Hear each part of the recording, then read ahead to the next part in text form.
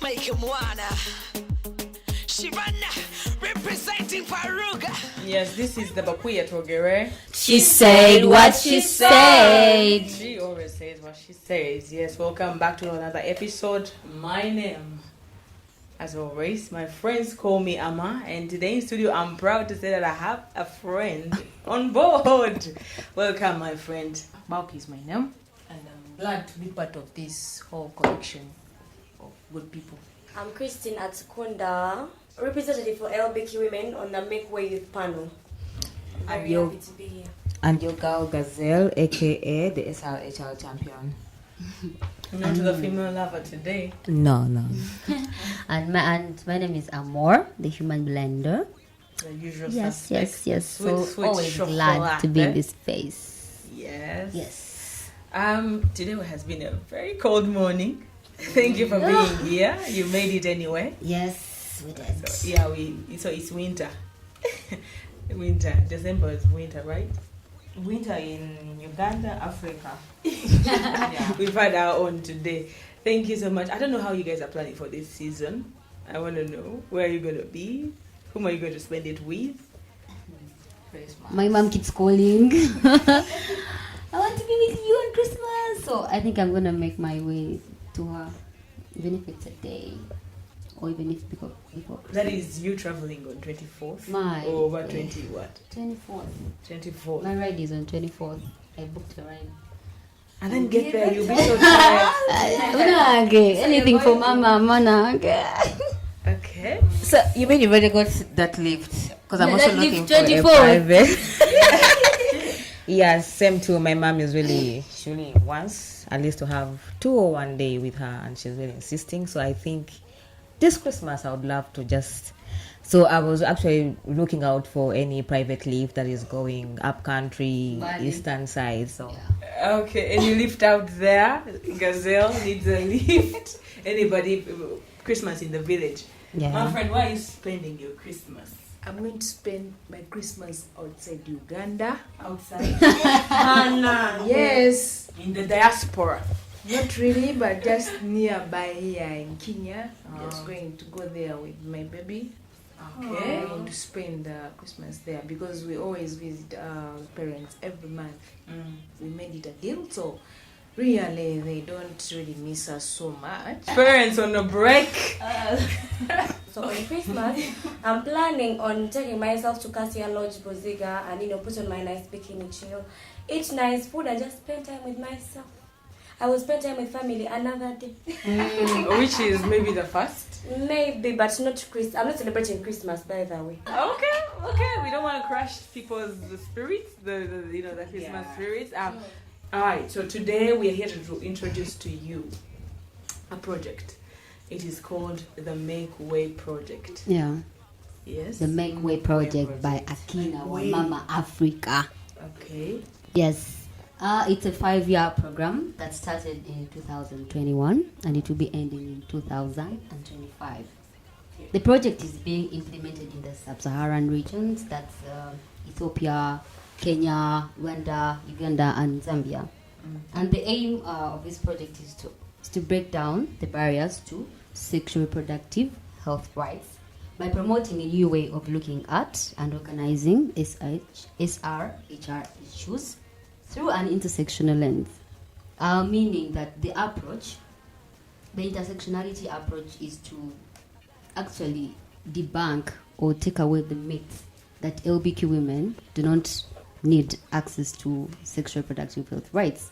This is wrong, so this is where Make Way comes in and says, no, we have to do inclusive advocacy. Yes. And Make Way Project, what is its vision? So the Make Way Project is visioning a world where everyone enjoys their sexual reproductive health and rights. What does this mean? It means marginalized groups, youths, are able to collectively speak about their SRHR needs, and they are also able to make informed decisions and hold duty bearers accountable what does also enjoying our SRHR rights look like? It means duty bearers being able to formulate and implement better policies that lead to an intersectional SRHR services for all persons. And lastly, being able to, from an angle of the society being able to respect and accept the SRHR needs. So in a nutshell, the program is to ensure an intersectional analysis when it comes to the health financing. I'm hoping that the project is going to do something I'm dreaming of mostly this month, like free pads. Exactly, Something like yeah. that. Yes, consumables. Consumables, we're already doing that. Yes. So that's why the need for knowing about our health financing for SRHR, what is being prioritized when it comes to health financing. You know, the last time I had our budget when it comes to health sector, it was actually 8% of the national budget actually is allocated to the health sector. So imagine with the load that we need when it comes to the health sector, and then there are we like free services, like. So that is all expected to be in the 8% of the budget. Okay. But can that really address all that? And furthermore, the project also is looking at reforming legal and policy frameworks on sexual and reproductive health and rights. That means we are looking out for how our groups, the minoritized groups, being included when it comes to the policies that are being drafted, when it comes to the legal framework, at the angle of the sexual and reproductive health and rights. And above all, also we hope to shift these policies, because these policies are really fueling violations and also being a barrier to women's bodily autonomy. Yes, and then the fear of someone who dresses like me, to walk into a health center. Because is it about my dressing, or it's about what I came for? Yeah. And generally also, who is being served and protected when it comes to SRHR? We find that some sections of women are fully attaining their SRHR services, and others are not really attaining their SRHR services. So it will take me back to AKIINA Mama, being the country coordinator of the project, Mekwe project. And in AKIINA Mama, in the project, there are 3-4 collaborating partners alongside AKIINA Mama. There is VSO that ensures social accountability, holding duty bearers accountable, and these resources reaching to the targeted areas. Yes, and also Lillian Foundation, that is in Rwanda, and the Forum for African Women Educationists, that is in Kenya. So in Uganda, under AKIINA Mama, we have FARUG and our work. So on this platform, FARUG is bringing the issue of sexual orientation, gender identity, and expression. Okay. What are we doing on this project as FARUG? I wanted to mention earlier when you said why aren't we included. So the reason is just systematic discrimination. They've organized the reasons why other people can't access these rights and why others can't. Which is not fair. That is where the SOGI comes out, the economic status, the race, the age.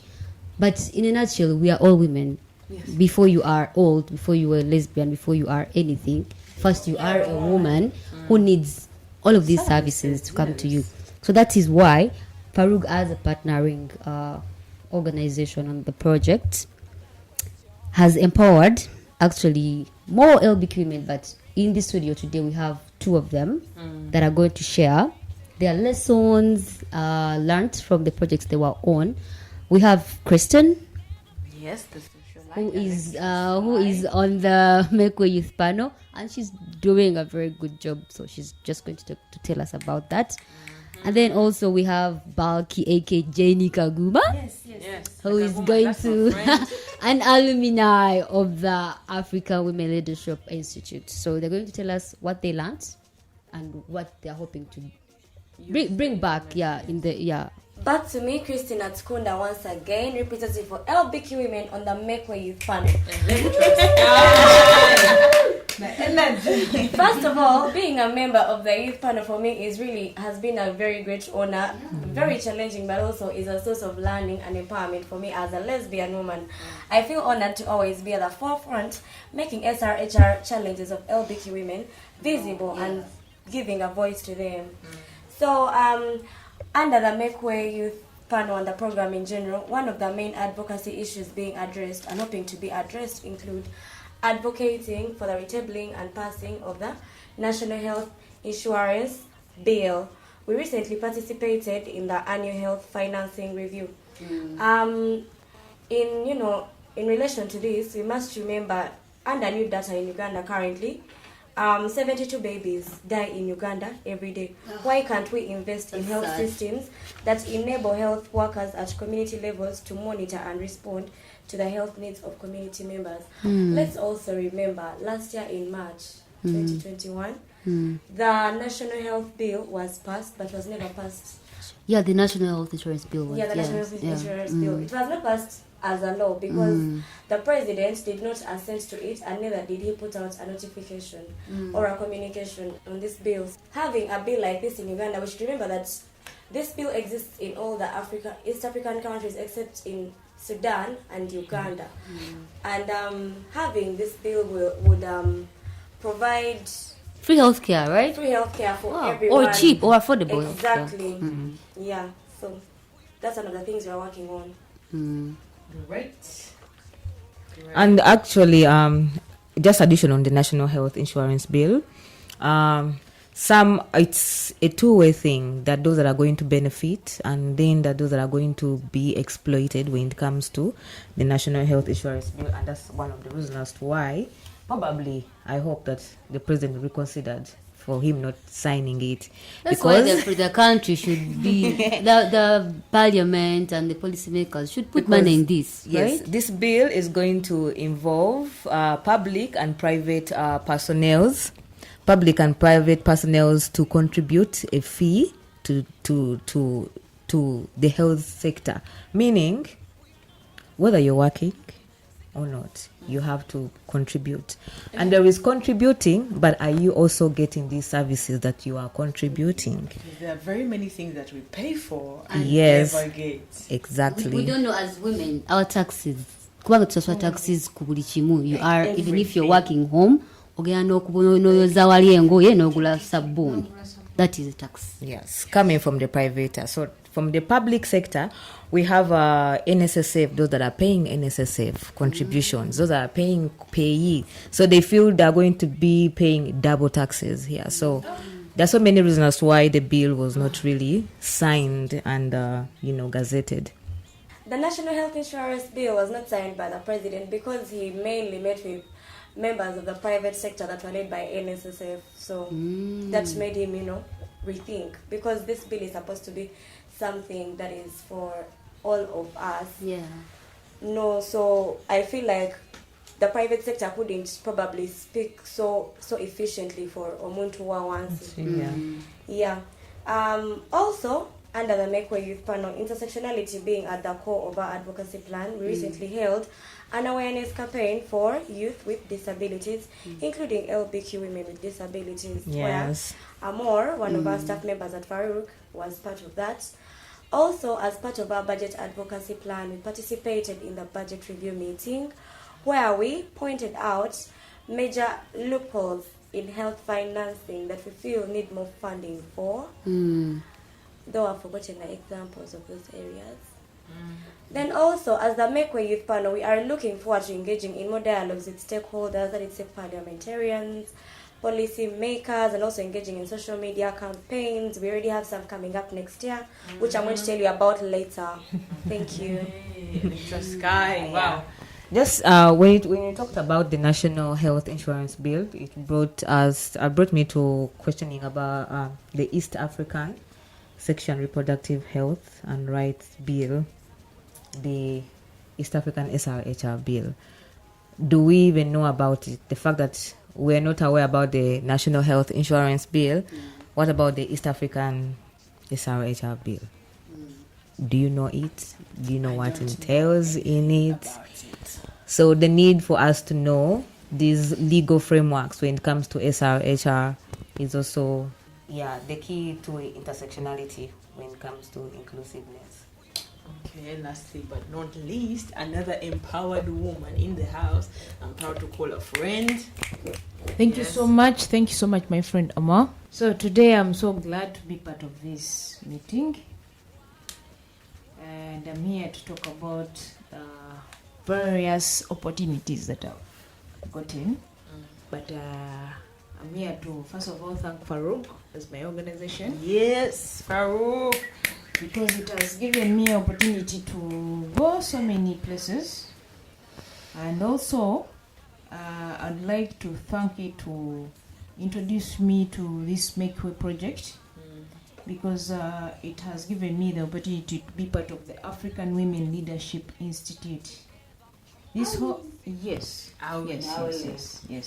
And it's not like everyone gets that opportunity, and I was one of the people among others that I was selected. The many. Yes. So this whole African Leadership Institute is all about supporting us to build feminist leadership. Are we together? Yes. Yes. So it has helped me in so many ways. Like I've really like I've learned a lot, and also it has helped me to strengthen the movement in the this whole African political consequences to change makers. Those are the young feminists, because I'm also a young feminist. Then the gender justice advocates, women's rights activists, the civil and political leaders who are already provided with the tools, etc. Then on top of that, it has also helped me to work on the SRHR services, like I being like a senior peer around this whole organization of FARUG. Yes. I've really come up with information which I give out to people who are not even lesbians, but they have also benefited. Things like giving consumables like pads, condoms, lubricants. Like, of course, I first serve my lesbian community, then other people come through. So they're also benefiting in a way. Okay. Yes. Yeah, they're all benefiting, and I was also part of the training for trainers. Yeah. Yeah, it was about SRHR. Yeah. Yes. Yeah, but also I would say I also benefited from, because I was part of the Who are African Gazelle. This is Gazelle. Yes. Your today's SRHR champion.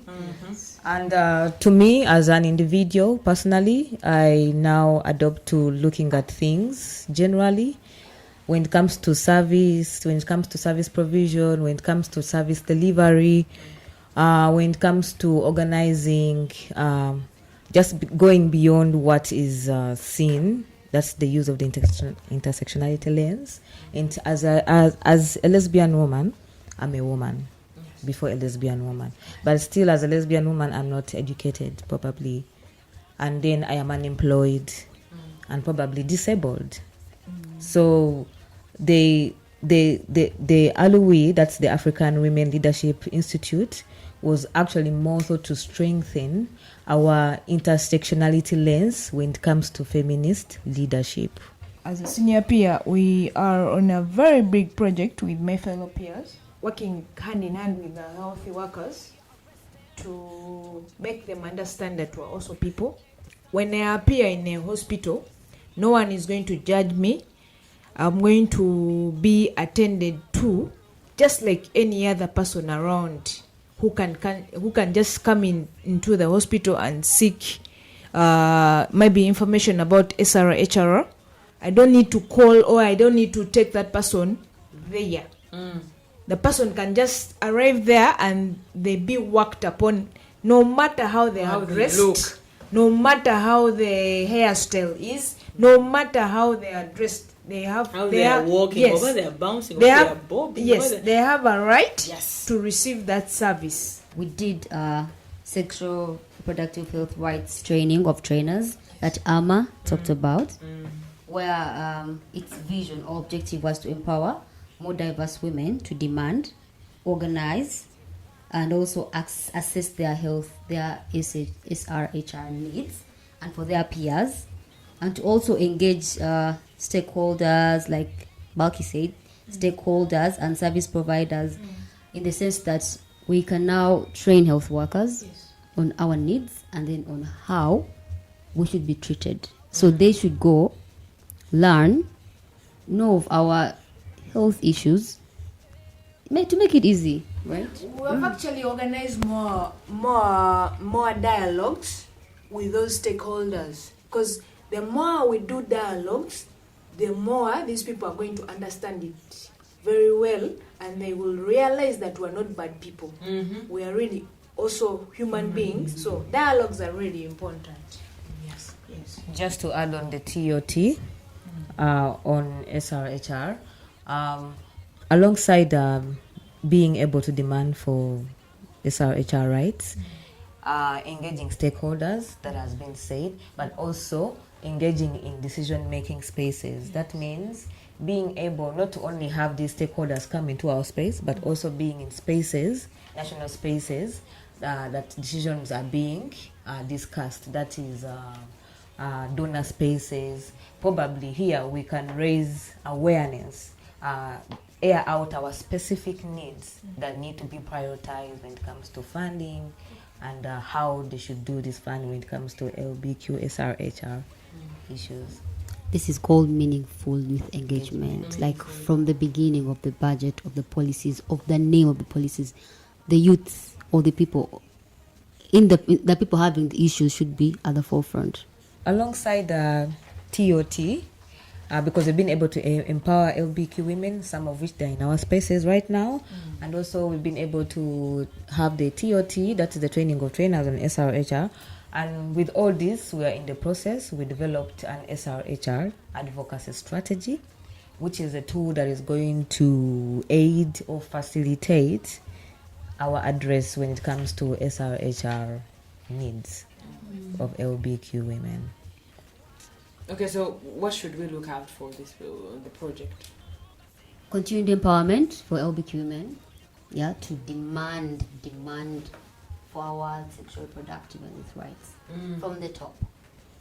Yes, so we're going to empower them to have the voices to do that. So first it's empowering them to speak, yes, and giving demand them for these rights. Yes, giving them the resources and the capacity to do that. Having the knowledge, then from having the knowledge you can now demand, because now here you are aware of what exactly you need as a person, and the fact that you have this knowledge, you know about so many related SRHR policies or frameworks, you know what to ask for as an individual. Okay. I would like to first go back to what how far what the Make Way program is doing. First of all, we have been participating in lots of workshops. There was one on meaningful youth engagement, and this basically was empowering youth with leadership skills to enable us to be able to speak even in stakeholder spaces and speak for what we need, our rights. Also, we have very many activities on our work plan for our 2023 work plan as the Make Way Youth Panel. Some of which include popularizing the national health insurance bill through social media campaigns and through public campaigns. Also, there is a particular activity I personally, routed for and actually proposed, which is going to be mainly around Sogi, because I feel like even in this space where I am, it's a safe space where I'm working, but I feel like I would like for people I work with, first of all, to begin with, people I'm going to be doing all these campaigns with, to be more informed and a bit more educated about LBQ women in particular. That's why I really pushed for this particular activity, which is going to be happening next year. So yeah, I can't wait for that. Kudos. And addition to what we hope for, what you should wait out for is to alongside continued empowerment of LBK women, we are going to ensure that we build capacities of other CSOs, that those are LBQ CSOs, to get involved in national. I'm a little bit slow with the CSO. What is it? The civil society organizations.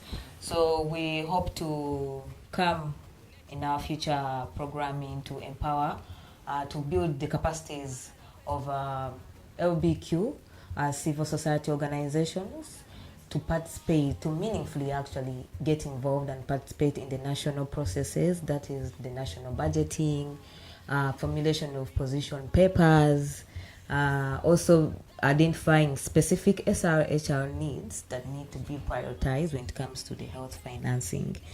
But also, as talking about the National Health Insurance Bill, but also be able to retable back the East African SRHR bill, and also to raise awareness around these SRHR legal frameworks, so that we have a good understanding. From the understanding, we are able to demand and also access these services.